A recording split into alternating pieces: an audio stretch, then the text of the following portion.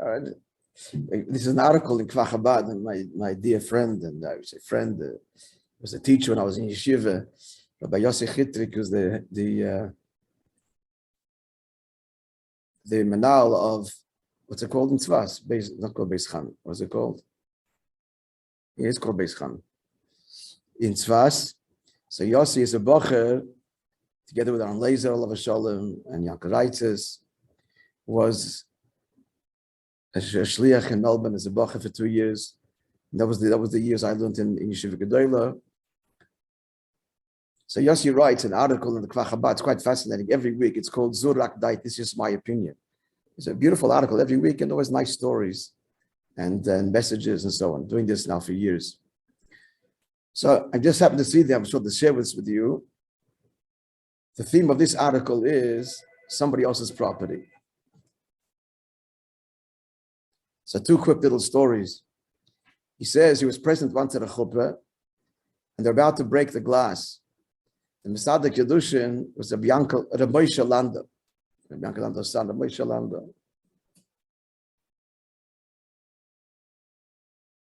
From Bnei Brak, and one of the Rosh Yeshivas in Kvach Chabad. So he asked the Mechatonim, whose cup is it? So they don't know. No, whose cup? It's Mr. One, it's the other. So then they said, well, someone just brought the cup. So the right says, you can break it? So do you have permission to break it? Someone just took the cup. And he said, you wanted the chassan? He said, now that he's starting here, and his sins were all forgiven, he starts off with breaking the cup of the caterer. So a few seconds, he ran to the caterer, and he says, yeah, it's okay, break the cup. So Chitrik says, the whole thing took seconds, but I thought to myself, why didn't I think this? Such a sensitivity. He tells another story. It's an interesting thing. So the guys who make chasanas, you discuss this with the caterer. If you're not bringing your own cup, they're going to break a glass. It's a similar story. He said, it shocked him. He was a bachan in YG Yeshiva Gedolah. This was 1973 to 475, those 2 years. And during that time, Rabbi Binyamin Cohen, I was there, bachan Yeshiva, came to be Rosh Yeshiva. That's when he came.